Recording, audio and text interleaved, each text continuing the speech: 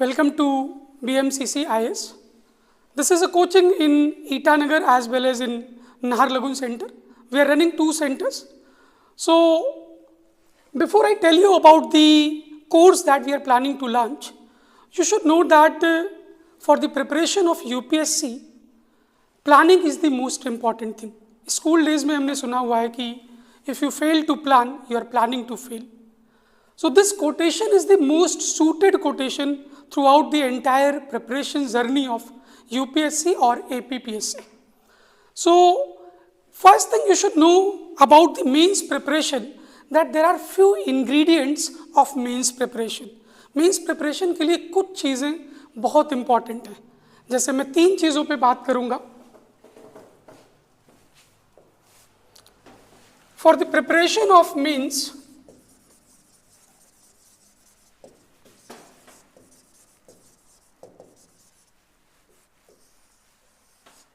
तीन बातें रामबाण हैं सर. पहली बात, completing 20 questions. सर अपने को पता है कि एग्जामिनेशन में मेंस में 20 क्वेश्चंस होंगे. 10 question 10 marker, 150 words and 15 marks 250 words. 10 questions each. So total 20 questions होंगे सर. पहला टारगेट अपना होगा to complete these 20 questions. See you need to understand one thing that when you prepare for this examination, you do not write the best answers. You write the decent answers. Look at any topper's copy. You'll find most of the answers are general only. They are just focusing, first thing they are focusing upon is to complete these 20 questions. So make sure the first targeted कि 20 question exam में जो आ रहे हैं वो complete हो जाए. मैं ऐसा क्यों बोल रहा हूँ, मैं रीजनिंग आपको दे देता हूँ. लेट्स से कि आपने 15 क्वेश्चन अटेम्प्ट किया एंड लेट्स से आपको on an average 5 to 6 marks मिल जाते हैं. सो 15 छक्के 90, you score 90 marks and you are leaving 5 question sir. 5 questions पे आपको 0 मार्क्स मिल रहे हैं. But at the same time let's say you attempt 20 questions and you score 4.5 marks each. So this goes 20 into, if you multiply this, so it goes again close to 90. But again you need to understand you will not get 6 marks in every question. See, you need to understand one thing, जो average mark आपको evaluator देगा वो 4 to 6 के बीच लाई करेगा. जब आप अच्छे answer लिखोगे, जब आप डिसेंट आंसर लिखोगे, तो इट इज़ नॉट नेसेसरी कि आपको इस पूरे 15 क्वेश्चन में हर क्वेश्चन में 6 मार्क मिले. गलती से किसी क्वेश्चन में अगर 5 मार्क्स मिला तो this number 90 marks will go below. तो अगर आप 4 से 5 के बीच स्कोर कर रहे हैं डिसेंट आंसर लिखकर, not to trying to make the effort for writing the best answer, तो आप 20 कंप्लीट किए और 90 to 95 मार्क्स और so called 100 marks easily score हो जाएंगे. That is first thing. So that is why first thing you need to complete these 20 question. Second thing sir, you need to understand that you have to attempt this paper in 180 minutes. 3 घंटा आपको दिया जाएगा. So 20 questions. So on an average 10 marks के लिए you will get 6 to 8 minutes. To write a question of 10 marker you will get 6 to 8 minutes क्योंकि 150 word लिखना है. On an average an individual writes 25 words per minute. 1 मिनट में sir आप maximum 25 से 28 word लिखोगे. तो in order to write these 150 words you will require at least 6 minutes और 5 minutes if you are very good at writing. अगर आपकी writing speed बहुत अच्छी है तो 5 मिनट. सर 1 मिनट तो क्वेश्चन को समझने में लगेगा. In order to understand the exact requirement of that question you will take at least 1 or 2 minutes. फिर आप 1 से 2 मिनट सोचोगे कि आंसर में लिखना क्या है, स्ट्रक्चर क्या करना है. तो एटलीस्ट 6 to 8 मिनट्स आपको डिसेंटली एक क्वेश्चन कंप्लीट करने में लगेगा.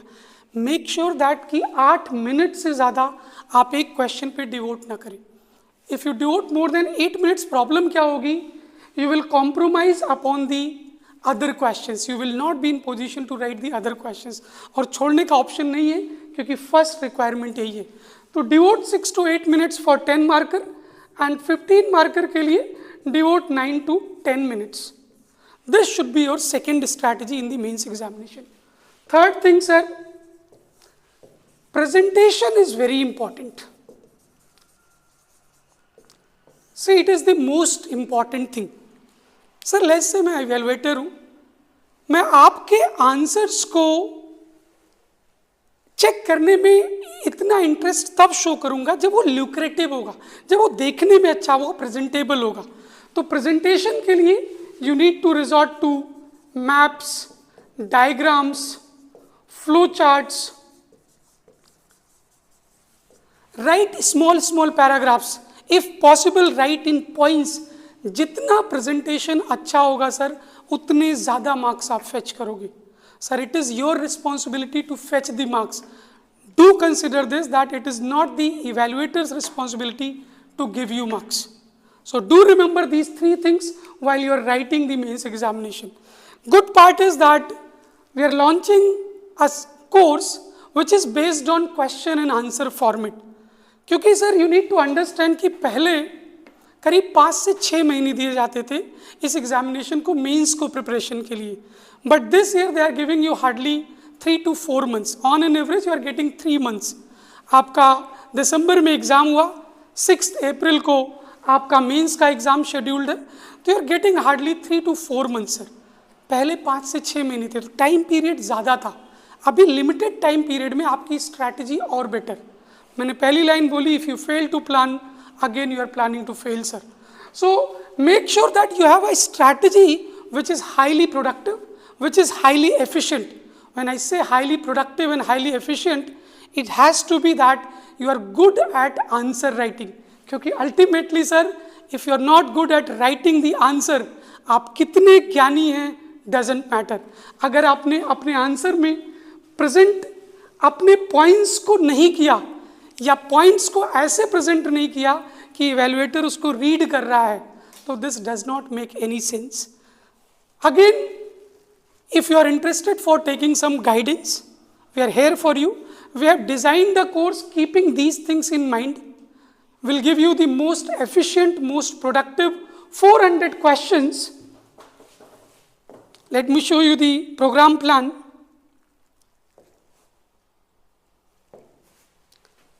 Sir, we'll try to cover 400 topics and will make you write those questions in the class itself. हो सकता है 1-2 क्वेश्चन पॉसिबल ना हो कि सारे क्वेश्चन हम आपसे लिखवाएं, बट मेक श्योर कि will give you 400 topics comprehensively in the format of question and answer. So will evaluate in the class itself, will cover almost each and every part of the syllabus. That would be our target. Then क्योंकि time limited है तो will go for classes of around 4 hours on a daily basis. Daily हम लोग 4 घंटे की class चलाएंगे. Sir mains का preparation है. One thing I always say in my class की अगर आप 8 घंटे पढ़ने में कंफर्टेबल हो तो पुश इट फॉर 9 hours. 9 घंटे में कंफर्टेबल हो, पुश इट फॉर 10 hours. 10 घंटे पढ़ लेते हो comfortably, push it for 11 hours. This is the time utilise your maximum potential. Because sir prelims आप डेली क्वालिफाई नहीं करोगे. You know the unpredictable nature of UPSC और दी एपीपीएससी. आप जानते हो प्रीलिम्स इज़ वेरी ट्रिकी. हर दिन आप सर प्रीलिम्स क्वालिफाई नहीं करते हो. यू नो कि बहुत सारे लोग मेंस क्वालिफाई, मेंस में टॉपर रहा है, बट उसका प्रीलिम्स कट ऑफ से भी लोअर रहा है. अगर उनको कोई कैटेगरी का बेनिफिट नहीं मिलता तो शायद वो प्रीलिम्स क्वालिफाई नहीं करते. यू नो कि मैं किसकी बात कर रहा हूँ. एनीवे, हम लोग 4 घंटे पढ़ाएंगे. विल एक्सपेक्ट फ्रॉम यू कि आप जितना मैक्सिमम सेल्फ स्टडी कर सकते हो आप उतना करो. क्योंकि सर 3 से 4 महीने यही वो टाइम है जो आपको इधर ऑफिसर बनाएगा और आप नेक्स्ट ईयर या नेक्स्ट जब भी एग्जाम होगा फिर से आप प्रीलिम्स लिखोगे. तो make sure you utilise this time in the best possible manner. तो लेट्स सी द कोर्स है क्या. Let's see the features of this course. जैसा कि मैंने बोला कि will cover the entire syllabus through questions and answers. Will give you around 400 answers and insights to it.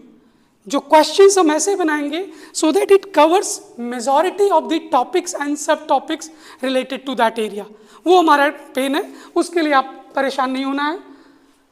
This course is starting from 14th of January. Then it will ideally be ending on 8th of March. उसके बाद भी आपके पास लगभग 1 महीने का time period होगा, which is a decent time. उसके बाद भी हम अवेलेबल होंगे. It is not that कि we are not going to be available after 8 months. But हम लोग इसको कोर्स को formally will end up on 8th of March so that कि आप सेल्फ प्रैक्टिस के लिए आपके पास sufficient time हो. See, the first highlight is that comprehensive and pinpointed coverage. Pinpointed he possible है sir, very limited time is there. तो हम लोग बहुत unnecessary discussion नहीं करेंगे. Most probably मैं jokes के लिए क्लास में फेमस हूँ, शायद मैं जोक नहीं कर पाऊंगा, मेरे लिए वो पेन है. मैं क्लास में I want to be humorous in the classroom. I want the class to be engaging. तो शायद थोड़ा सा नेगेटिव इसका जो है कि थोड़ा सा engagement ह्यूमरस नहीं हो पाएगा, क्योंकि सर बहुत सारा टॉपिक कवर करना है. But again this would be highly relevant, highly pinpointed. Second thing, the coverage of syllabus in question answer format. Already told you, lecture by Delhi top most faculty. Luckily sir हम लोग दिल्ली की faculty हैं. We would be taking classes in Arunachal Pradesh, Itanagar over है. हम लोग आपसे मिलेंगे, बात करेंगे, सारे नुआंसेस, सारे हैक्स पर बात करेंगे जो इस एग्जामिनेशन की रिक्वायरमेंट है. तो हो सकता है हम आपके काम आ जाएं, hopefully. Then time management technique. I told you the most important thing for this mains preparation is this time management. Will talk about this one by one, one on one. Live classes भी होंगी, recorded classes भी होंगी. इसलिए हम लोग endorse ये कर रहा है कि अगर पॉसिबल है तो ऑफलाइन क्लास करिए. बट अगर कि अगर आप दूर रहते हो, आउट ऑफ सिटी हो, आउट ऑफ टाउन हो, एंड यू फील कि आना जाने में, कम्यूट करने में टाइम ज़्यादा लगेगा, तो go for live classes. My personal suggestion would be, do not go for recorded classes until unless it is very urgent, until unless it is medical emergency. Live class पढ़िए sir, क्योंकि उसमें at least आप question पूछ सकते हो. हम लोग live available होंगे. अगर आपका ऑनलाइन क्वेश्चन होगा तो will take up that question. Recording के साथ प्रॉब्लम क्या होगी, जो क्वेश्चंस डिस्कस होंगे आपके पास क्वेश्चन करने का ऑप्शन नहीं होगा. और मोर ओवर सर एक शेड्यूल बनाओ. Again if you fail to plan, you are planning to fail. Then obviously will discuss the nuances of mains writing. Additional reading material will provide you the reading material in the class itself. Over and above that will give you additional reading material in the form of booklet as well. वो booklet design की गई है to meet the requirement of the means examination. तो हम लोग वो भी additional material देंगे, बट वी आर एक्सपेक्टिंग कि क्लास के बाद उस एडिशनल मटेरियल की ज़रूरत नहीं पड़ेगी. But even if you feel कि थोड़ा सा कुछ और इस पे एक्स्ट्रा इंफॉर्मेशन मिल जाता, will provide you the additional reading material as well. Answer evaluation by the respective classroom faculties. जैसे मैंने बोला कि will try and evaluate the answers in the class itself. और अगर बाई चांस क्लास में नहीं हो पाता है तो faculties would be available to evaluate those answers. We understand कि आपकी इस एग्जामिनेशन की वैल्यू कितनी है. शायद आप नहीं समझ पा रहे होगे. I hope you should understand. If you're not understanding, there is a bigger problem. Forget about means. If you do not know the value of this means, I think you need to understand first of all the value of the clearing prelims examination. Sir, UPSC में prelims में 10 से 12 लाख लोग appear होते हैं, and hardly 10 to 12,000 or maximum 15,000 people appear for this means examination. So take my word, people are lucky, people are fortunate to write the mains examination. It is very tricky, it is very unpredictable. I can vouch for the mains examination, but despite being a teacher, I cannot vouch for the prelims examination. That is the nature of unpredictability that prelims examination holds. Anyway, the sessions are available in offline as well as online mode. Recordings will be available only for the convenience of the students. जैसा मैंने बोला कि try not to go for recording classes. If not possible to come to the offline center, go for live classes, that is equally useful. And then recordings would be available अगर आप by chance class नहीं कर पाते हो. So this is how we are going to cover each and every portion of your syllabus through question and answer, जिसको हम लोग reverse engineering format बोल रहा है. We are calling this format to be reverse engineering क्योंकि sir you know कि UPSC के preparation में मैं क्लासरूम में कुछ चीजें बोलता हूं. Let me say those things again. UPSC preparation journey या APPSC preparation journey comprise of 3 phases. Sir ये 3 स्टेज में होता है. फर्स्ट स्टेज और the first phase is accumulation of knowledge.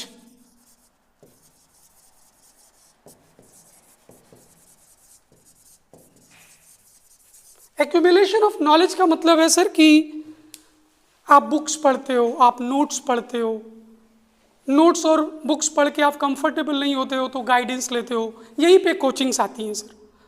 Coaching से गाइडेंस लेते हो, टीचर से गाइडेंस लेते हो, तो यहाँ पे इंस्टीट्यूट्स आते हैं. Entire purpose is to get some knowledge so that कि सिलेबस का बेसिक अंडरस्टैंडिंग और उसके रिक्वायरमेंट क्या है और उससे रिलेटेड क्या क्या चीज़ें पढ़नी है. तो you accumulate content, you accumulate knowledge. But sir second stage is integration.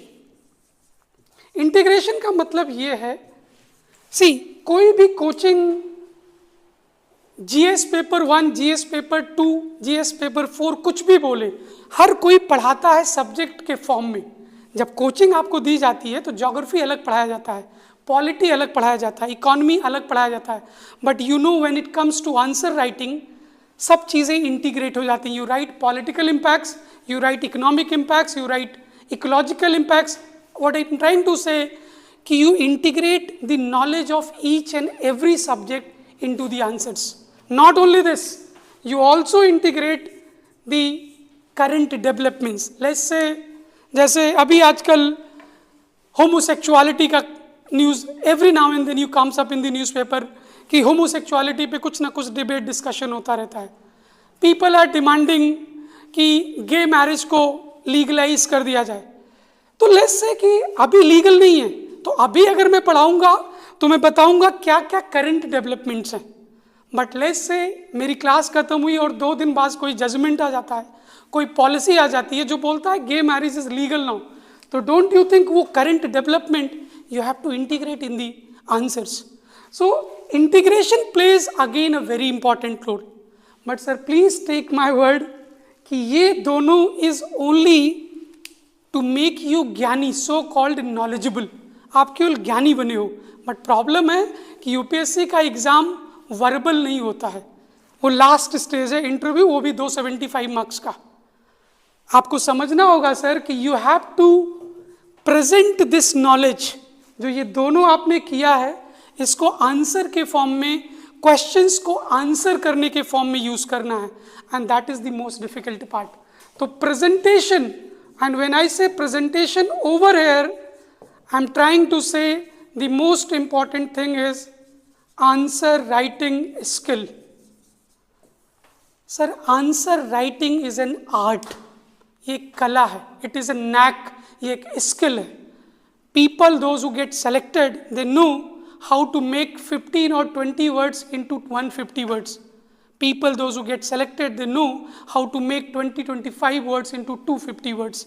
If you do not know that knack, chances are likely कि you will take another time, another effort, another examination.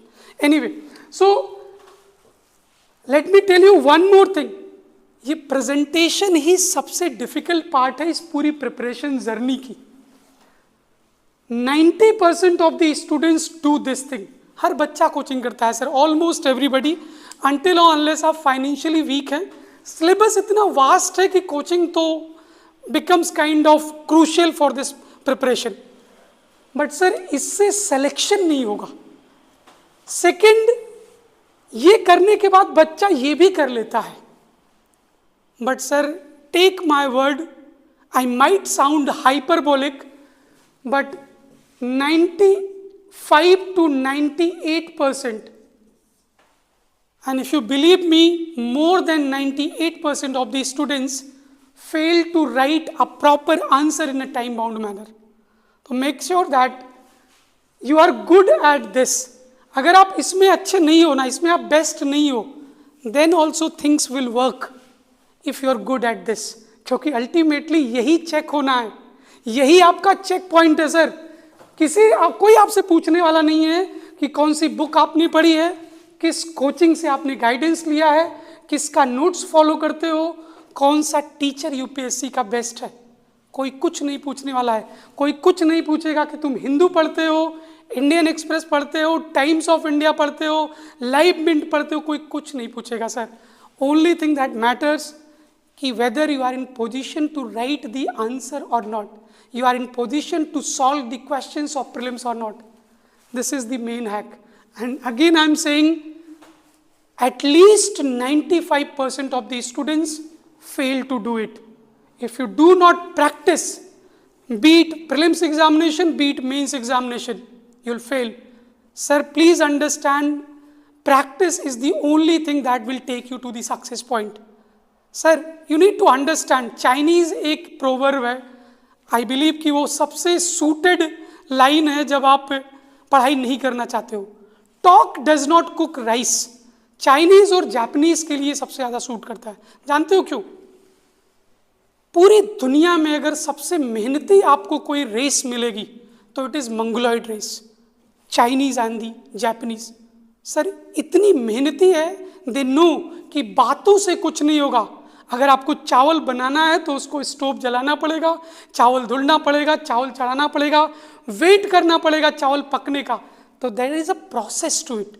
अगर आप process follow नहीं करेंगे, chances are likely कि talk does not cook rice, आपका भी चावल पकेगा नहीं.